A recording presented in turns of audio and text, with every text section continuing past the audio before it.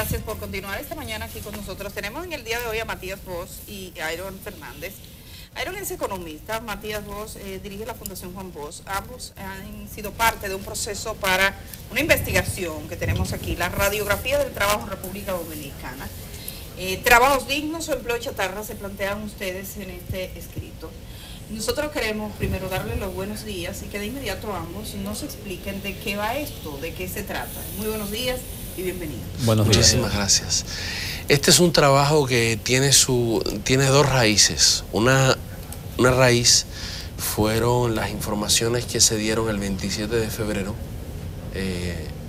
hace un mes y piquito, sobre la creación de empleos, ¿verdad?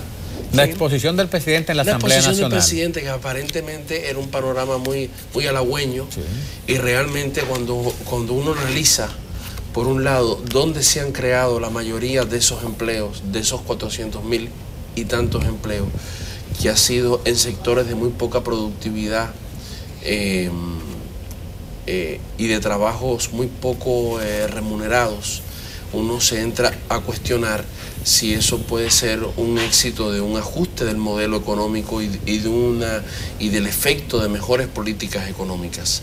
Así también vimos que en la mayoría de los empleos creados los salarios son muy bajos y muy por debajo del costo de la canasta de subsistencia.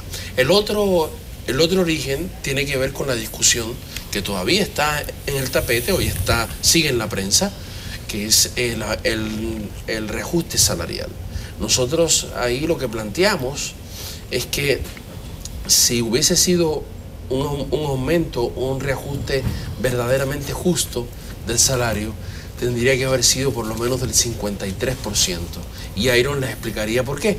Entonces, cuando uno ve al empresariado, sobre todo al gran empresariado, impugnando un aumento del 20%, un aumento pírrico, uno lo que tendría que decirles es por qué se molestan si en realidad deberían estar celebrando que el aumento fue muy por debajo de lo que debió haber sido. O sea, ustedes calculan que el aumento debió de ser de un 50% aproximadamente. Un 53%. ¿En qué está sustentado? Airo, me gustaría que explicara en qué se sustenta eso, porque bueno, uno puede poner cifras, pero es bueno explicarle a la gente cuál es la condición del salario en República Dominicana y por qué ustedes llegan a la conclusión de que eso sería lo necesario para que la gente viva un poquito más dignamente. Sí, claro. Por un lado, habría que producir un aumento del salario para compensar por la inflación acumulada, por el deterioro del ingreso real o la capacidad de compra de los trabajadores. Desde el año 1999 al 2017, según nuestros cálculos, el deterioro del salario real ha sido de un 18%. Para que el salario en la actualidad se iguale al salario que percibían los trabajadores en el año 1999, se debe producir un aumento de 21.5% del salario de los trabajadores. Okay. Pero no solo se debe tomar en cuenta la inflación o la caída del poder adquisitivo de los ingresos de los trabajadores, sino que también por justicia hay que compensar al trabajador por el aumento de su productividad, de la productividad laboral. Entonces, desde el año 1999 hasta el año actual, 2017, según nuestro cálculo, el trabajador es un 51% más productivo que el año 1999, por lo que es justo que por lo menos el trabajador sea compensado por una fracción del incremento de la productividad. Superada la crisis 2003-2004, vemos cómo se ha producido un estancamiento de las remuneraciones reales de los trabajadores. Y sin embargo, vemos cómo se abre la brecha entre la productividad y los ingresos. La productividad, como pueden ver en los gráficos que tenemos acá, sí. Por ejemplo, dime la página para yo mostrárselo. En la página 11. La página 11. Y en la 12, más evidente, por ejemplo, en el sector manufactura, página 12, gráfico sí. 8. Ahí vemos en la línea azul que muestra el índice de productividad laboral promedio. Vemos cómo ha crecido la productividad en un 133%.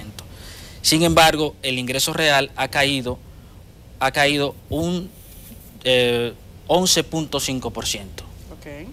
Ahí se ve. Entonces se ve como a partir del 2004 se abre la brecha y todo el incremento de la productividad laboral ha sido destinado exclusivamente a favorecer los beneficios del capital y nada para los trabajadores. Por lo que quiere decir que hay un crecimiento sostenido, pero que ese crecimiento no ha favorecido a la clase trabajadora. Exactamente. Ahí está la raíz de este gran crecimiento económico con salarios de miseria, que lo vemos todo el tiempo. Sí, y esto provoca entonces un deterioro de la equidad social y una resistencia a la baja de los niveles de pobreza, porque uno de los factores principales y que inclusive el Banco Central lo ha afirmado para reducir la pobreza es el incremento de los salarios mínimos reales. Okay. Perdón, concluye la idea. Sí, ya, ahí está bien. Cuando se reúne el Comité Nacional de Salario, en una mesa donde están en un lado los empresarios y en otro lado los que representan o dicen representar la clase obrera o al trabajador, ¿cuál es el parámetro con respecto a lo que necesita un ser humano? Porque hay entre obrero y empleado una diferencia, que puede ser la informalidad del trabajo, lo que se produzca, el desamparo ante las cosas que debe tener la ley para protegerlos. Se tiene pleno conocimiento de qué necesita un ser humano para vivir con decencia, corriéndole a un aumento salarial, renegándole el primer trabajo y por otra parte una gerontocracia sindical que a veces parece como desconectada, solamente son representativos en ese lugar, porque no hay un poder de convocatoria para ese reclamo. ¿En dónde estamos? Bueno, el Banco Central calcula una canasta básica promedio. Esa canasta básica promedio anda por los 29,000 pesos. El aumento que ha aprobado que han aprobado los sindicatos, los representantes de los trabajadores y el gobierno, es de un 20%, como ya se ha dicho. Con este 20%, el salario mínimo de la empresa grande ascendería tan solo a 15,000 pesos y apenas representa la mitad de la canasta básica familiar. Pero inclusive la canasta básica del primer quintil de gasto, o sea, las personas que menos gastan en artículos de primera necesidad, anda por los 13,000 pesos. Y ni el salario de la empresa pequeña ni el salario de la empresa mediana con este aumento cubriría la canasta del primer quintil de gasto. Y el salario de la empresa grande no cubriría la canasta básica del segundo quintil de gasto. O sea, entre el 21 y el 40% de la población que menos gasta en artículos de primera necesidad. ¿Y qué tan cierto es que si hay un aumento a nivel del sector privado, como dicen los empresarios, o quebrarían algunas empresas o tendrían que despedir empleados? ¿No pueden sostenerse con el aumento permaneciendo en el aspecto de la productividad? Es importante señalar dos cosas. La primera es que este reajuste solo beneficia a los salarios mínimos no sectorizados. Es importante esto de no sectorizado porque en República Dominicana hay una serie de categorías de trabajadores y de salarios que en realidad conforman una realidad de trabajadores de segunda, de tercera, de cuarta, de quinta y hasta de décima. Por ejemplo, los trabajadores del sector turismo, los trabajadores de zona franca, los trabajadores de construcción, son trabajadores que no van a haber reajustado su salario y que producen inmensas riquezas para grandes capitales. Que son precisamente los sectores que más crecen, y que además producen divisas. Exacto. O por ejemplo el sector construcción que produce todas estas torres multimillonarias. Esos trabajadores no van a haber mejorado en nada. ¿Pero quién decidió que ellos no se beneficiaran de la categorización? Bueno, la categorización. ¿Quién la hizo, la categorización? La clasificación que existe. Esa clasificación podríamos contar la historia, pero lo más importante es señalar que esa clasificación tiene que ver con el poder de influencia que tienen los sectores empresariales, ¿sí? Y que negocian, entre comillas, su competitividad de una forma completamente equivocada a costa del mal salario del trabajador. Es decir, aquí se ha impuesto un dogma de que para que la empresa pueda competir y sobrevivir, el trabajador tiene que pasarla muy mal. Otro aspecto de la respuesta a su pregunta es la siguiente. Se ha dicho que muchas empresas quebrarían, que va a haber despido. Eso para nosotros le confiere a esos comentarios realmente una actitud de terrorismo social. ¿Qué significa que hayan múltiples despidos? Lo mismo señalaban con el seguro familiar de salud, que eso no iba a funcionar, que eso iba a representar la quiebra masiva, y la verdad es que eso no ha significado. ¿Qué afecta realmente a las MIPYMES? Que son, extrañamente, el COPARDON y el CONEP no han hablado en términos personales. e individuales de lo que les pasa a ellos, siendo que ellos son los que llevan la voz cantante cada vez que se habla de salario y de impuestos en República Dominicana, sino que han esgrimido el argumento de lo que le pase a las MIPYME, a las micro, pequeñas y medianas empresas. Lo que le afecta realmente a ese sector, que es la mayoría de las empresas, es el elevadísimo costo del crédito que lo controlan los grandes bancos. Es el increíble, el costo altísimo de la energía y de los combustibles. Y es lo mal paga que son las grandes empresas. Las MIPYME le prestan servicio, le venden productos a las grandes empresas que les pagan a 3 meses, a 4 meses y a 6 meses. Es decir, hay muchas políticas que se pueden hacer en República Dominicana para la morosidad, para un financiamiento más barato, para el tema de los combustibles, de la energía, que podrían mejorar la competitividad de las MIPYME. Lamentablemente, el gran empresariado ha impuesto aquí un dogma. Los malos salarios no se pueden tocar porque las empresas quiebran. ¿Quiénes pierden? Las MIPYME, porque con un salario muy bajo, las MIPYME no tienen mercado. Las primeras beneficiarias de que haya un aumento salarial son las MIPYME porque se dinamiza la economía, pero la gran empresa que recibe una taja, la mayor parte del bizcocho de la economía del país, la reciben en ganancias, no quiere que se toquen los salarios. Y esa es la disputa que hay hoy en día. Nosotros tenemos, ayer ustedes presentaban parte de estas conclusiones y aquí en NSDN procuraron la opinión, por supuesto, en el tema salarial y más, con algunos empresarios. Como ustedes están, aquí escuchamos las opiniones de ustedes ahora y vamos a escuchar qué piensan ellos. Excelente. Para que ustedes puedan responder a eso. Excelente. Vamos a verlo, director. La inflación acumulada por años, el aumento de la canasta familiar y la caída de un 18% de la capacidad de compra de los salarios de los trabajadores fueron algunos de los parámetros tomados en cuenta por la Fundación para realizar el estudio. La organización advirtió además lo peligroso que sería para el país empresarios le doblegaran la mano al gobierno. También legisladores y políticos se muestran a favor del aumento de un 20% al salario mínimo privado. Yo estoy completamente seguro. La posición oficial del gobierno es de apoyo total. Yo creo que esto es una indolencia por parte de esos sectores que dan tanta dificultad, tanta lucha para poder darle lo que le corresponde a los trabajadores. Si los empresarios quieren seguridad, tienen que aumentar los precios. Eso es una inequidad del sector empresarial. Mientras que empresarios continúan firmes en su oposición. Cuando se habla de un aumento de un 20%, tú tienes que poner los incentivos que conllevan los aumentos. Cuando tú aumentas un 20, que llega a un 30 de los costos del empresariado, significa que hay muchas empresas que van a decir, mira, si esto me cuesta 4 millones de pesos mensuales, yo tengo que buscar la manera de cómo yo rebajar eso. Con el aumento de un 53% planteado por la Fundación Juan Bosch, los salarios mínimos del sector privado llegarían a 19.747 pesos para las empresas grandes, 13.576 para las empresas medianas y 12.031 para las pequeñas. Paloma Félix, NSDN.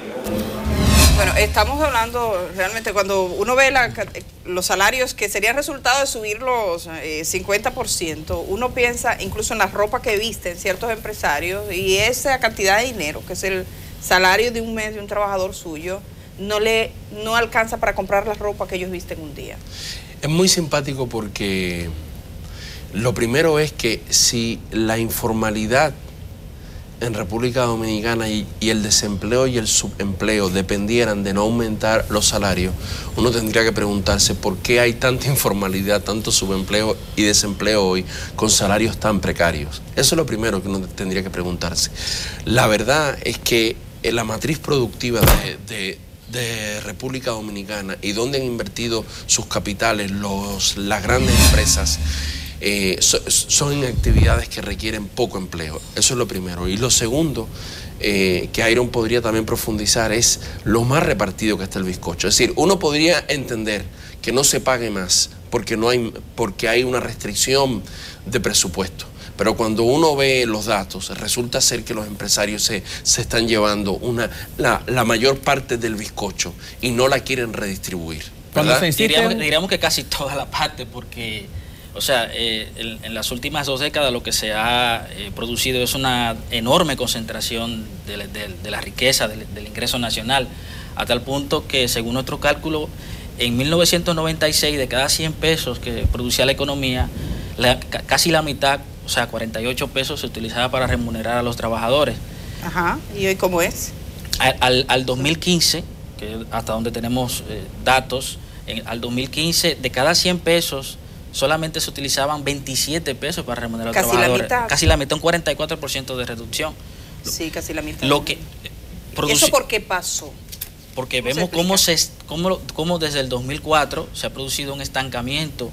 Se produce un estancamiento en los salarios, sube el ingreso, y la productividad y proporcionalmente sus gastos y salarios. Claro, y eso es a nivel nacional, porque si desagregamos por sectores, hay sectores donde la caída es mucho mayor, como el caso de las industrias, el caso de las manufacturas. Por ejemplo, en industrias, en 96 se remuneraba con 41 pesos de cada 100. En la actualidad apenas 16 pesos de cada 100. Estamos hablando, me están planteando aquí 16 salarios mínimos hay. Y sin embargo los aumentos solo fueron a las empresas no sectorizadas. Exacto. ¿Usted podría explicar un poco ese criterio? Matías él explicaba algo, pero son 16 salarios mínimos que tenemos en el país. Ustedes cuando hacen ese estudio me plantean si esa categorización, que a fin de cuentas forma parte del Ministerio de Trabajo, esa estructura que se ha dado y así se ha categorizado, si República Dominicana debería revisar ese mecanismo. Ellos están pidiendo una revisión, pero es para que empresas que figuran en un nivel más alto pasen a ser más pequeñas. Es lo que ellos están solicitando. Ellos están pidiendo una reclasificación. Exacto, una reclasificación. Es importante señalar que esta lógica de la clasificación, no tiene que ver con ningún parámetro de los países desarrollados. Es decir, el salario mínimo debería analizarse sobre la base del costo de la subsistencia de una persona. El mínimo para vivir. Del costo de la subsistencia de una persona.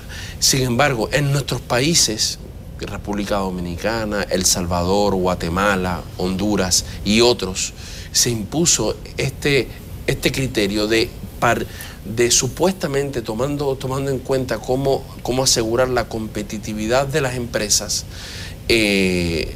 garantizarle un costo, porque le llaman costo laboral, a los derechos de los trabajadores le llaman costo laboral, cómo asegurar un costo laboral más bajo. La idea que está detrás es que el empleo es un favor, o sea, mejor toma esto que nada. Y lo que hemos producido son sociedades que legalmente se justifica, se protege, se ampara, que producen enormes cantidades de riquezas con una mayoría de la población viviendo en la pobreza. Pero esa idea de que después nos preguntamos por qué la economía dominicana es la economía que más crece y los parámetros de pobreza no cambian y serían todavía mayores si no fuera por la tarjeta de solidaridad. Esa idea de que el trabajo es un favor, parte incluso es como un hacer cultural hasta en el Estado. O sea, yo formo parte de un partido, salgo a clamar al candidato, hago bandereos y al final me van a dar un empleo. O sea, el empleo no está asociado a unas capacidades y a una palabra que tú utilizabas, que es la palabra derecho al empleo, sino que es buscarme un padrino que me consiga un empleo. Entonces, en el sector privado parece que está el mismo criterio. ¿Hasta qué punto el Estado es parte de esa cultura y fomenta, digamos, desde los actores políticos, fomenta la idea para el ciudadano de que el empleo es un favor y los empresarios, a fin de cuentas, lo que están haciendo? Pero además las políticas económicas, y cuando tú tomas en cuenta, por ejemplo, el rol económico que tiene el Banco de Reserva, se supone que el Banco de Reserva debería ser un verdadero factor de dinamización de la economía, tomando en cuenta que es uno de los 2 bancos más grandes del país, un factor de desarrollo del país. Sin embargo, el Banco de Reserva sigue las mismas reglas del juego de la banca privada, por ejemplo, con un financiamiento carísimo, con con un crédito carísimo. Bueno, a mí me llama la atención la AFP. La AFP del Banco de Reserva sí, es igualito a la empresa privada. Y destinado al consumo, o sea, no a la producción. Y destinado al consumo. Tú tienes al Banco de Reserva haciendo las mismas ferias de automóviles que hacen los demás bancos, el mercado de la tarjeta de crédito como los demás bancos. Es decir,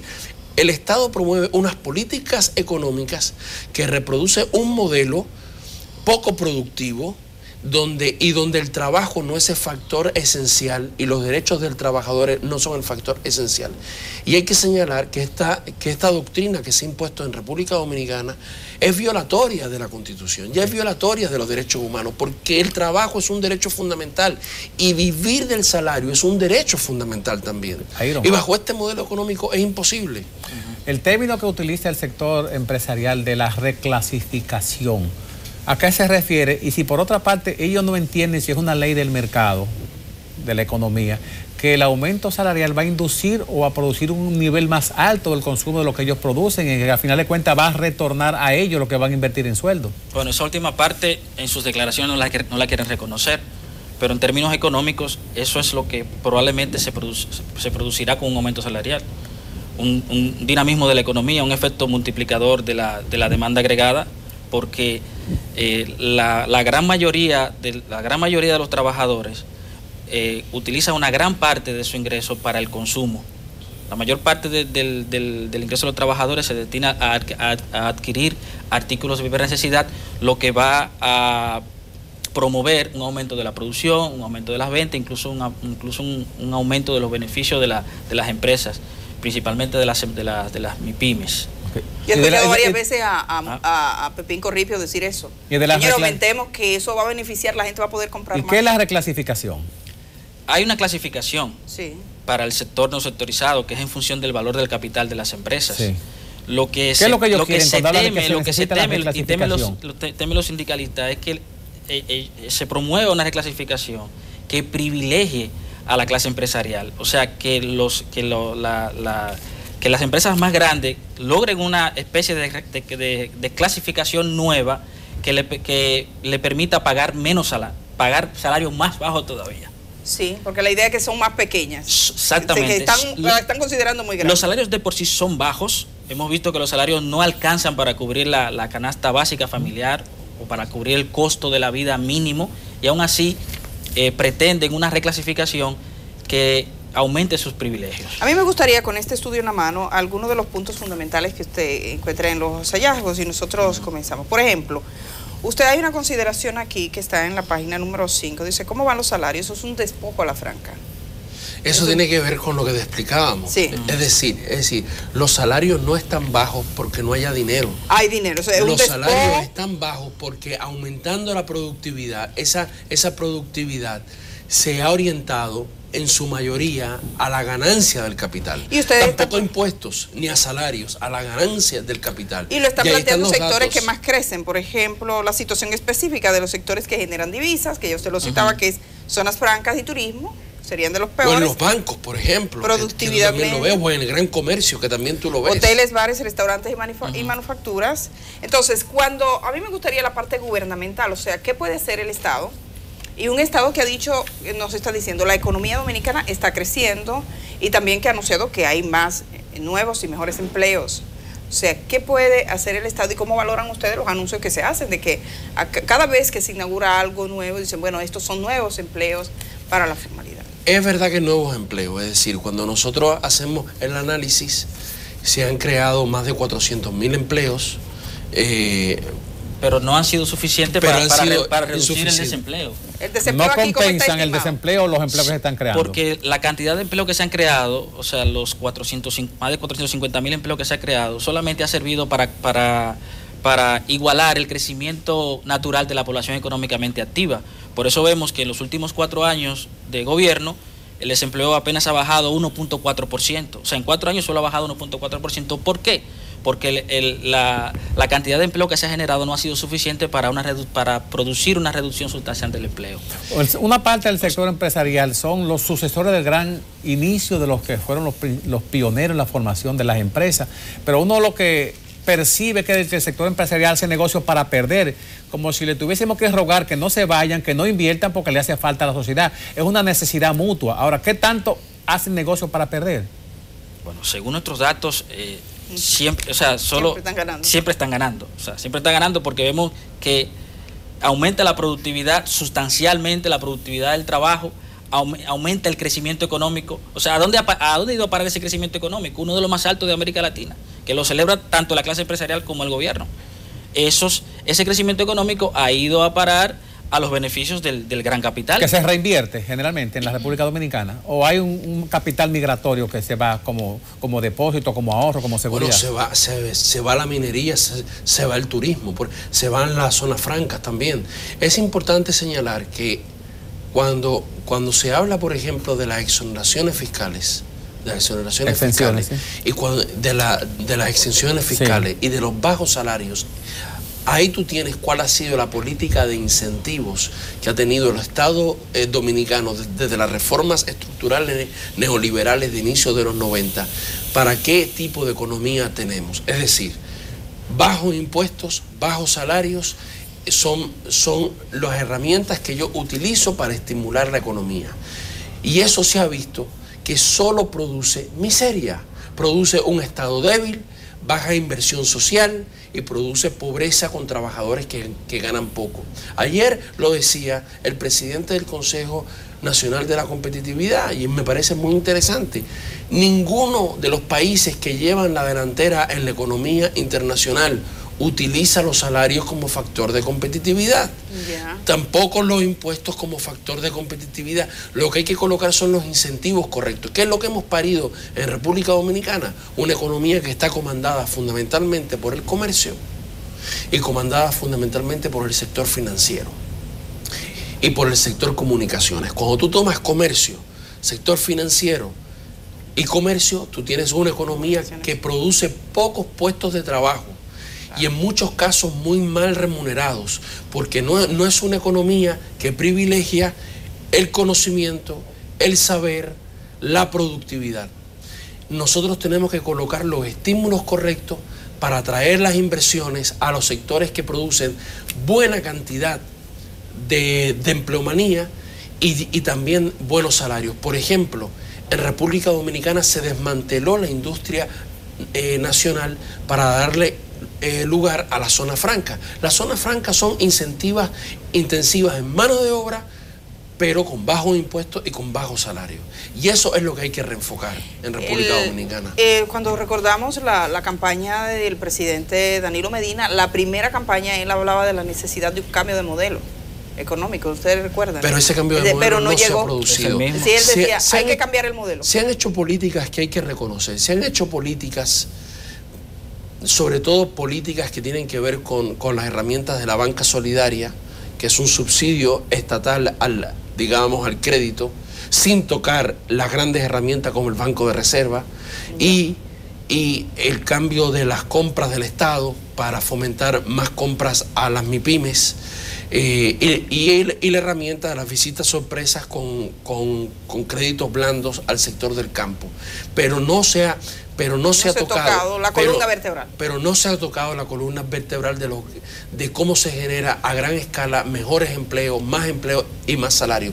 Porque eso significaría tocar las herramientas fiscales que hoy incentivan a sectores que tienen mucho poder en este país. Y significaría cambiar los salarios que ya ustedes ven en un sector empresarial que con un aumentito de 20% pone el grito en el cielo.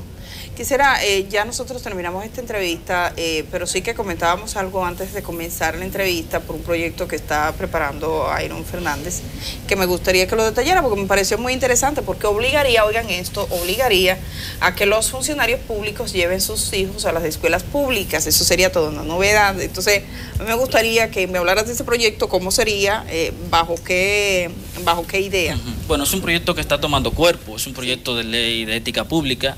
De ética pública. De ética pública. Hay antecedentes internacionales como en Brasil, en Argentina, o sea, en Sudamérica. Nosotros ante el descalabro del sistema de educación y de salud, entendemos que obligar a los funcionarios públicos, a los altos funcionarios públicos a llevar a educar a sus hijos en escuelas públicas y a atenderse en hospitales públicos, le generaría un incentivo personal, familiar, social, para que estos funcionarios públicos se vean interesados en mejorar la calidad de la educación y la salud.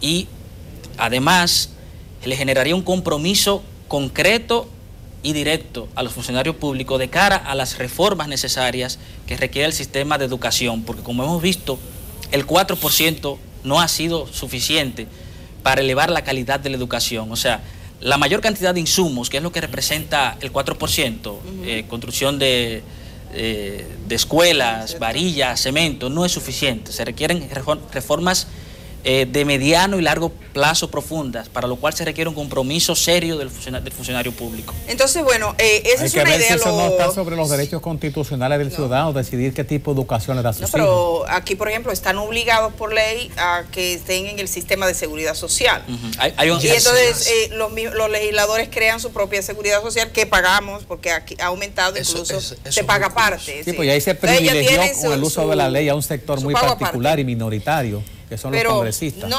tenemos, no los congresistas, son muchos. Es la Junta Central Electoral, es la Suprema Corte de Justicia. No entra en contradicción con la Constitución y los derechos ciudadanos. Bueno, es un precedente jurídico y eso no se refutó, está ahí ya en una ley. Está en una ley. Entonces, ¿cuándo estaría listo ese proyecto? Que los funcionarios lleven a su... Está pendiente. Pero eso está bien, como en Chile, que dice, no es en Chile, que los funcionarios públicos, la mayoría tiene sus hijos en escuelas públicas. No, tenemos que decir, así como la mayoría de nuestros funcionarios se han asegurado que sus hijos no tengan que vivir la realidad de los trabajadores con los salarios de los trabajadores, la mayoría, la inmensa mayoría, yo creo que el 100% de los funcionarios en casi todos los países de América Latina se crea un mundo aparte. Se crea un mundo aparte. Un mundo aparte, pero digamos que ese mundo que ellos se crean, que todo su derecho creado, pero lo crean con dinero público. Con dinero público. Aérea. Tienen todo no para que andan ellos. Por la calle. Sí, todo para ellos. Nosotros creemos que como todo funcionario público es parte de la administración del Estado y y se le paga, el contribuyente dominicano, el pueblo dominicano les paga para ofrecer un servicio público, entendemos que es moralmente correcto que todo funcionario público, como sus hijos, se sirva de los mismos servicios que él es responsable de proveer. Ellos deben estar de acuerdo, porque cuando vino Pepe Mujica a este país andaban dándose besitos con él y tirándose fotos. Entonces dirán, mira, ahí tienen a Pepe Mujica, que era así, que vivía en la sencillez. Entonces un poco esa sería la idea. Bueno. Gracias, Iron, por estar aquí. Gracias a Matías de la Fundación Juan Bosch. A ambos por estar esta mañana aquí en Enfoque Matinal.